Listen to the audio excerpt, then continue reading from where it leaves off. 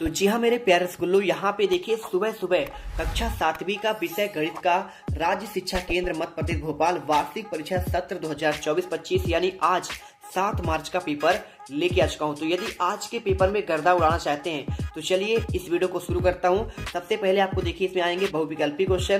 प्रत्येक प्रश्न के लिए आपको देखिए इसमें क्या दिया गया है। इसमें आपका दिया है यहाँ पे सही विकल्प, उनमें से एक क्वेश्चन आपका सही है। पहला क्वेश्चन चलिए पढ़ते हैं। पहला क्वेश्चन दिया है 1/8 गुणे 48 का मान क्या होगा। बहुत सिंपल है, देखिए इसमें क्या करेंगे, 1/8 लिखा है तो 8 छंग 48 कट गया ना, तो आपका देखिए 6 से 6 बार में कटेगा, आंसर आ गया। ठीक है, थोड़ा सा मैं जूम कर लेता हूँ जिससे आपको क्लियर समझ में आए। ये देखो आपका क्या दिया गया है, यहाँ पे सेकंड क्वेश्चन आपको इसमें दिया गया है। देखिए दूसरा क्वेश्चन में आपका देखिए क्या दिया गया है, समीकरण 5x बराबर 10 का हल ज्ञात कीजिए। 4 होगा, 5 होगा, 2 होगा या फिर 10 होगा। सिंपल सा है, देखिए 5 का भाग हम 10 में करेंगे तो 5 दूनी 10 यानी आपका 2 आंसर हो जाएगा। तीसरा देखिए दो संपूरक कोणों को मापों का योग 90, 180, 360 फिर दो आपका 270। आपको देखिए सिंपल सा आपका अगर संपूरक कोण की बात करें तो आपका कितना होता है, यहाँ पे 90 होता है। अब यहाँ पे दो संपूरक की बात कर रहा है तो आपका 180 यहाँ पे अंश हो जाएगा। चौथा देखिए परिमेय संख्या p/q में q का मान नहीं हो सकता, 2, 1, 0 या फिर आपका -1। तो इसमें देखिए आपका जो मान नहीं हो सकता वो हमेशा शून्य आपका कभी नहीं हो सकता। पांचवा देखिए एक घनाभ में फलकों की संख्या होती है 4, 6, 12 या फिर आपका देखिए 7। सिंपल देखिए घनाभ में फलकों की संख्या जब भी पूछे आपको 6 आंसर लगाना है। रिक्त स्थान देखिए 6 से 10 तक, प्रत्येक प्रश्न के लिए आपको 1 अंक मिलेंगे। 128.9/1000 का भागफल होगा। सिंपल सा है, देखिए आपको यहाँ पे कुछ नहीं करना है, आपको 0 पॉइंट लगाना है। 1, 2, 8, 9 आपको देखिए ये आंसर करना है। ठीक है, चलो इसके बाद देखो आपका 7वां आंकड़े 36, 24, 46 का माध्यक क्या होगा। देखिए माध्यक मतलब पहले आपको इसको क्या है आरोही क्रम में बढ़ाना है। 24 पहले आएगा, फिर 36, फिर 46, बीच का कौन है 36 है, बस आपका यही आपका मीडियन है। त्रिभुज के दो भुजाओं का योग तीसरी भुजा से क्या होता है, देखिए या फिर या तो आपका अधिक होता है या फिर क्या होता है आपका या बराबर होता है, आपको दोनों लिखना है। ठीक है, चलिए इसके बाद देखो एक वर्ग की घूर्णन समिति का क्रम क्या होता है, तो आपका यहाँ पे 4 होता है। संख्या 106 में आधार संख्यक विचलन क्या है, तो देखिए 100 से कितना ज्यादा है, +6 है, तो आपका ये आपका विचलन हो जाएगा। लघुत्तरी क्वेश्चन देखिए 11 से लेके आपके 16 तक पूछा गया है। देखिए 2 अंक का क्वेश्चन है, एक ऋणात्मक पूर्णांक और एक धनात्मक पूर्णांक जिनका अंतर 3 है, आपको लिखना है। बहुत सिंपल है, मैं आपको सभी के आंसर प्रोवाइड कराऊंगा, कोई दिक्कत नहीं है।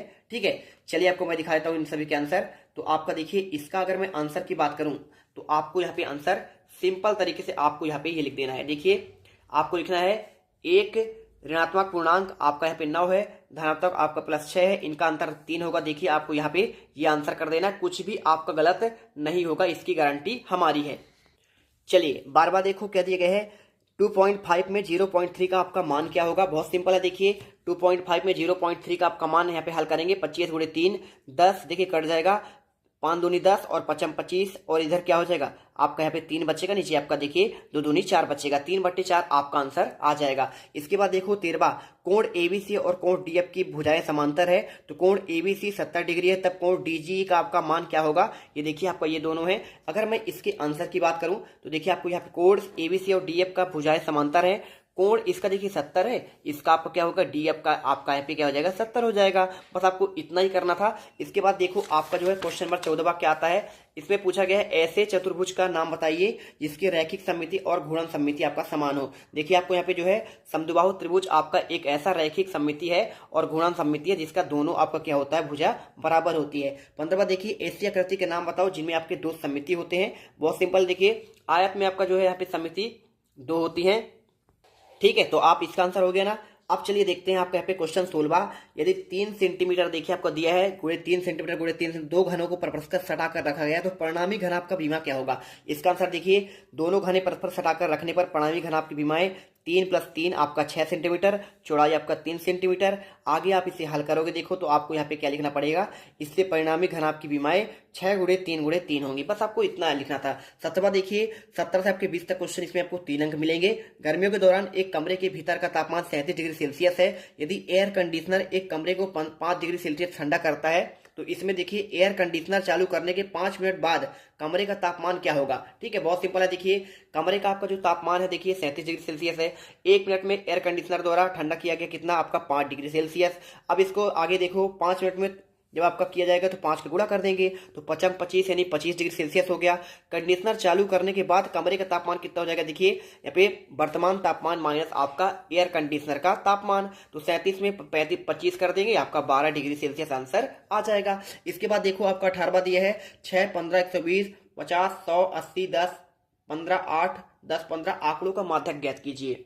तो इसमें देखो आपको कुछ नहीं करना है, आपको आंसर यहाँ पे लिखना पड़ेगा। आंकड़ों का क्रम पहले आपको देखिए आरोही क्रम में लिखना है, सबसे छोटा पहले फिर बड़ा फिर बड़ा, तो 6 8 10 10 15 15 15 50 80 100 120। अब देखिए आंकड़ों की संख्या 11 है तो विषम संख्या है, इसलिए माध्यक का मत आंकड़ा क्या होगा, आपका 15 होगा। सिंपल सी बात है।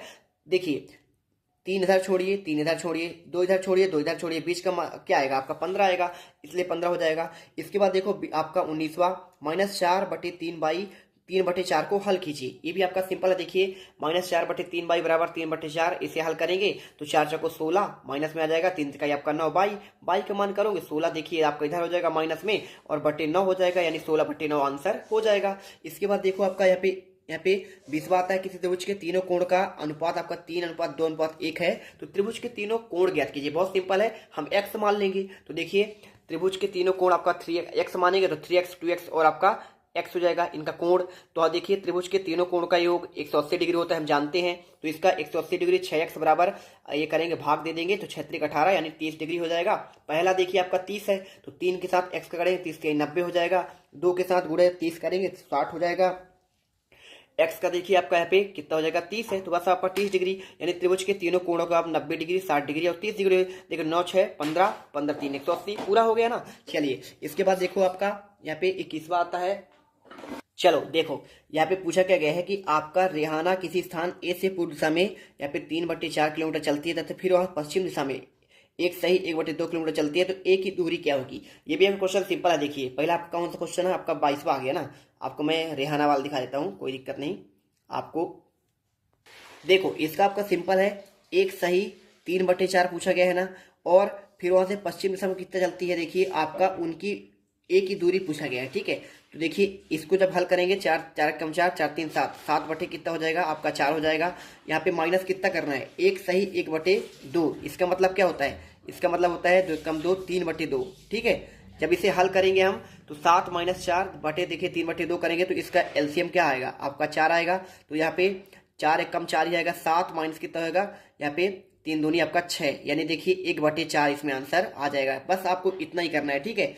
आपका 1/4 यहाँ पे हो जाएगा आंसर। इसके बाद देखो आपको यहाँ पे जो है 22वां आता है, एक न्यूनन पूर्व विधि से 46/99 आपको हल करना है।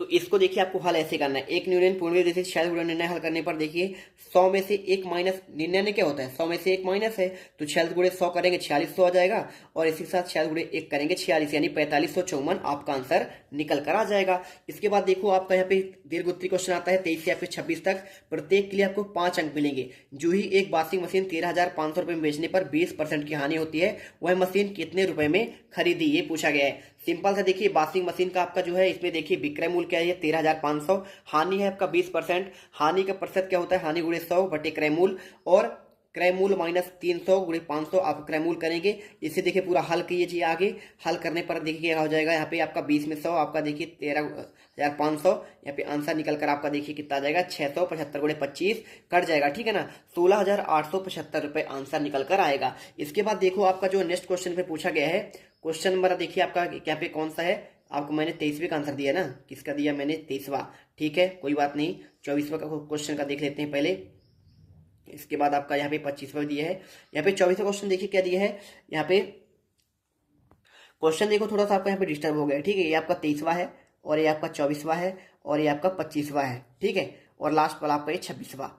चलो देख लेते हैं, ये आपका हो गया त्रिभुज समद्विबाहु त्रिभुज वाला क्वेश्चन आया है, समद्विबाहु त्रिभुज है। इसमें देखिए AB बराबर AC 7 सेंटीमीटर इतना दिया है, और इसमें BC की मान इतना दिया गया है। ABC के क्षेत्रफल ज्ञात कीजिए, इसकी ऊंचाई पूछा है, CE की आपका ऊंचाई देखिए आपको इस चित्र पूरा दिया गया है, इसमें आपका पूरा भुजाएं दी गई हैं, ठीक है। 25वां देखिए यदि -2 निम्नलिखित व्यंजकों का मान आपका दिया 5n-2 5n² + 5n-2 n³ - 5n² + 5n, ठीक है। अगर मैं देखिए इसमें आंसर की बात करूं तो 25वें का आपका जो आंसर है, इसमें आपका देखिए कितना आपका व्यंजक दिया है। पहला वाला आपको दिया है, दूसरा, इनमें से देखिए आपका कोई आपको यहाँ पे करना है। देखिए तो पहले वाले का आंसर n बराबर आपका -2 व्यंजक हो जाएगा, मान रखेंगे आपका आंसर -12 आ जाएगा। इसी प्रकार देखिए आपको इसमें दूसरा देखिए 5n² वाला आपका ये वाला, तो इसमें n का मान रखेंगे तो 5m -2 रख देंगे।